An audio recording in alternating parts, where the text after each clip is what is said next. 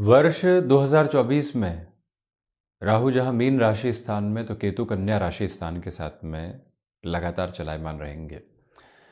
ये दोनों ही छायावादी पापी ग्रहीय व्यवस्थाएं नवग्रहों के साथ में सप्तग्रही व्यवस्था से थोड़ी सी अलग है। जहां सूर्य चंद्रमा प्रकाश ग्रह है, 5 तारा ग्रह की व्यवस्थाएं, तो राहु और केतु छायावादी अवस्थाओं के साथ में चलते हैं, परंतु पापी ग्रह हैं। साथ ही साथ में अंतर चेतनाओं को प्रभावित करने वाले होते हैं। कई बार एक उदाहरण के तौर पर बात करें, व्यक्ति किसी रोग से ग्रसित होता है या परेशानी से शारीरिक तौर पर ग्रसित है, डॉक्टर्स के पास में जाता है, सारे ही चेकअप करवा लेता है, सारी रिपोर्ट्स आ जाती है, निकलता कुछ भी नहीं, परंतु इंटेंस पेन के साथ में है। अब रोग पकड़ में नहीं आ पा रहा है और पेन उस अप्रोच के साथ में है।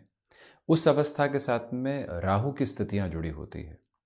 सब कुछ घर परिवार के साथ में ठीक चल रहा है, परंतु एक भय बना हुआ है, कुछ गड़बड़ तो नहीं हो जाएगी, कुछ और परेशानी तो निकल कर नहीं आ जाएगी, आकस्मिक तौर पर अव्यवस्थित तो नहीं हो जाएंगे। और उस गड़बड़ के सिरे के साथ में चलता हुआ व्यक्ति खुद को बारंबार पशुपेश में लेकर चल रहा है, डर के साथ में लेकर चलने का कार्य करता चला जा रहा है। ये जो भ्रम है और ये जो व्यवस्थाओं के साथ में एजम्पशंस में जो इमेजिनेशन में नेगेटिविटी निकल कर आती है, यहाँ पर केतु जुड़े हुए हैं। राहु और केतु की व्यवस्थाएं लगातार वक्री चलती हैं, ये मार्गीय अवस्थाओं में आते ही नहीं है। और जब ऐसी ग्रही व्यवस्थाएं वक्री क्रम के साथ में चलती है तो व्यक्ति की बुद्धिमत्ता, उसकी सोच जो इन ग्रहों के प्रभाव के साथ में आती है, वो नैसर्गिक तौर के ऊपर उलट अवस्थाओं को कई बार प्राप्त करने वाली होती है। राहु यहां मीन राशि स्थान में 2024 के साथ चलायमान है, यानी कि बृहस्पति राशि स्थान के साथ में चलायमान है। और गुरु के राशि स्थान में होने का अर्थ यह है कि व्यक्ति ने जो अनुभव हासिल किया है उसके साथ में जो लॉन्गर टर्म की जर्नी के एक्सपीरियंसेस के साथ में आगे का विजुअलाइजेशन है, उसमें कई बार नेगेटिविटी आने लगती है। 15 वर्षों से एक जगह नौकरी कर रहे हैं, कुछ महीनों से ये लगने लगा है कि ठीक नहीं है, ले ऑफ जैसी पोजीशंस आ सकती है, कुछ और परेशानियां निकल कर आने वाली हो सकती है। अब व्यक्ति उसमें खुद को घेरता चला जा रहा है, अव्यवस्थित होता चला जा रहा है, क्रमबद्ध सिरे के साथ में खुद को कुछ और समझा ही नहीं पा रहा है। ये व्यवस्था एवं अवस्था क्या है?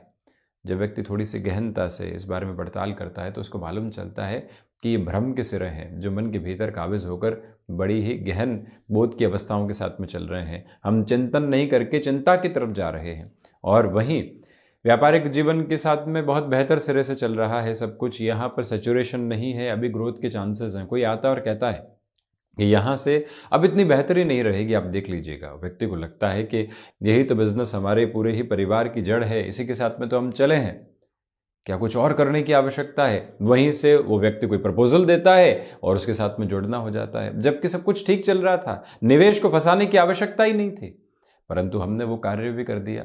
तो ऐसी अवस्थाओं के साथ में जब राहु एवं केतु चल रहे हों तो सबसे पहले व्यक्ति ठहराव को निमंत्रित करने वाला हो।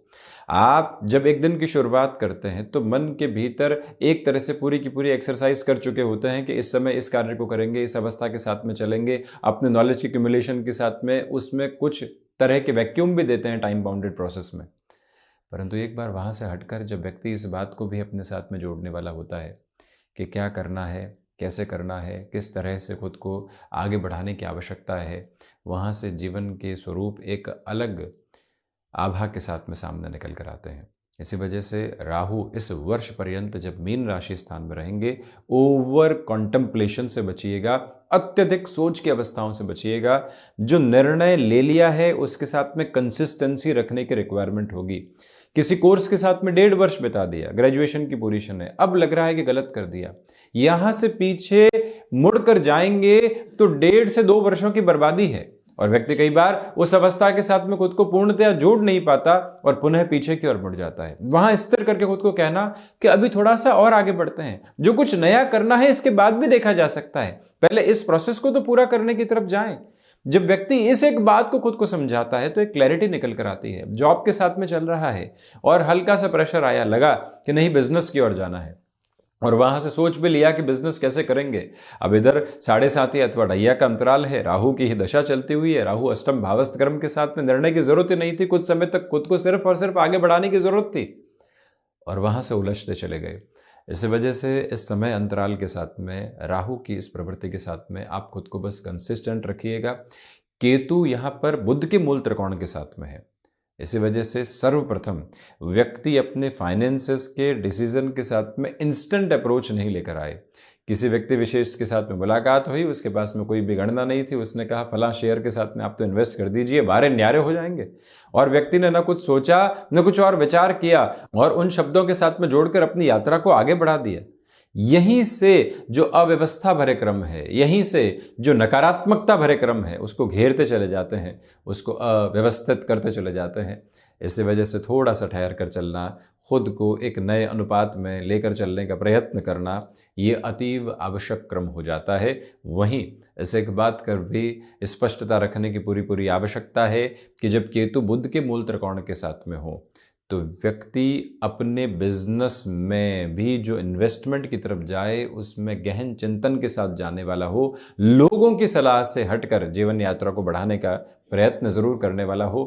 केतु व्यक्ति विशेष को मोक्षकारक अवस्थाओं की तरफ भी लेकर चलते हैं। कुछ ऐसे कार्यों का निर्माण जहां से व्यक्ति अपनी यात्रा के साथ में सामाजिक सरोकारों के साथ नाम स्थापित करता हुआ वहां से निर्लिप्त होता हुआ आगे बढ़ता है। इसलिए जो सोशल मेजर्स के ऊपर आपका नाम बढ़ने वाला होगा वो भी अंकेक्षित तौर के ऊपर काफी हद तक बेहतरी के स्वरूप में चलता हुआ कहा जा सकता है। इसे एक बात पर भी गौर करने की पूरी आवश्यकताएं आपके लिए रहेंगी कि मन के भीतर के भटकाव से पूर्णतया मुक्त होकर आप चलने वाले हों। यहां मंगल प्रधान राशियों की यदि हम चर्चा करते हैं, मेष और वृश्चिक राशि के महानुभावों के लिए इस डिस्कशन को आगे बढ़ाया जाए तो ये स्पेसिफिक क्लैरिटी आपके लिए रहेगी कि अज्ञात भय संबंधी स्थितियां राहु के साथ निकल कर आ सकती है। आकस्मिक तौर पर ऋण संबंधी प्रवृत्तियों से बचें। केतु की दशा चल रही है और जैसे कि षष्ठ भावस्थ केतु रहेंगे तब तो व्यक्ति को पूरे तरीके से खुद को यही कहना चाहिए कि अभी जल्दबाजी में हम यहाँ पर फाइनेंशियल बर्डन बढ़ाने से बचेंगे। नर्व्स को रिलेट करते हुए इशूज, यहाँ हल्के फुल्के डिस्टर्बेंसेस इस वर्ष के भीतर ला सकते हैं। उससे खुद को संभालना और उसी व्यवस्था के साथ में खुद को बढ़ाना, ये अतीव आवश्यक क्रम आपके लिए रहने वाला होगा। वहीं वृश्चिक राशि के लिए हम चर्चा करते हैं तो प्रथम दृष्टिगोचर आधार के ऊपर यहाँ आपके लिए नैसर्गिक तौर के ऊपर जो संभावनाओं की जागृति होती है वो अलग क्रम के साथ में बनी रहने वाली होगी। इसमें इनकार करने वाली कोई भी गुंजाइश आपके लिए मौजूद नहीं है। शिक्षा संबंधी स्थितियों के साथ में कुछ हद तक आपके लिए घर्षण निकल कर आ सकते हैं। जो यहाँ पर व्यक्ति को अपने लिए बड़े निर्णय की प्रक्रियाओं को देखना होता है वहाँ थोड़ा सा ठहराव लेकर चले। हालांकि केतु पुण्य फलों का उदय कर रहे हैं, ये एक बेटर प्रोस्पेक्ट है। केतु की दशा चल रही है, बड़े निर्णय की ओर यदि आप बढ़ना चाहते हैं तो भले ही ढैया चलायमान हो, उस निर्णय की ओर खुद को पूरी ताकत के साथ में बढ़ाते चले जाना आपके लिए व्यवस्थित क्रम रहेगा। वृषभ और तुला राशि की यदि हम चर्चा करें तो शुक्र प्रधान राशि के महानुभावों के लिए यहाँ पर पुण्य फलों के उदय की स्थितियां रहेंगी। खर्चे मटेरियलिस्टिक लग्जरी के ऊपर आकस्मिक तौर पर निकल कर आने वाले होंगे। उसे क्रमबद्ध सिरे को अपने साथ में अपनाने की पूरी ज़रूरत। जो भी महानुभाव लॉन्गर टर्म के प्रोस्पेक्ट के साथ में किसी बड़े डिसीजन को इवॉल्व करना चाहेंगे उनके लिए भी बेटरमेंट की अप्रोच कंसिस्टेंसी के साथ में चलती हुई प्रतिबिंबित होती चली जाएगी। कला संबंधी क्षेत्र विशेष के साथ में भी यहाँ पॉजिटिविटी कंटिन्यूअस नोट के ऊपर इवॉल्व होने वाली होगी। रचनात्मक क्षेत्र विशेष, जैसे कि हमने कला संबंधी क्षेत्र की बात की, ये आपको और ज़्यादा प्रोग्रेसिव नोट की तरफ लेकर चले जाने वाला क्रम है। मिथुन और कन्या राशि के लिए हम बात करते हैं तो फ्लेक्सिबल रहेंगे आप अपने रूटीन के साथ में। इसमें किसी भी तरीके की और कोई गफलत मौजूद नहीं है। जो भी महानुभाव अपने कामकाजी जीवन के साथ बड़े निर्णय की प्रक्रियाओं को देखना चाहते हैं, राहु और केतु का जो पूरा सहयोग का क्रम होता है वो आवरणीय स्तर के ऊपर आपके लिए बना रहने वाला होगा।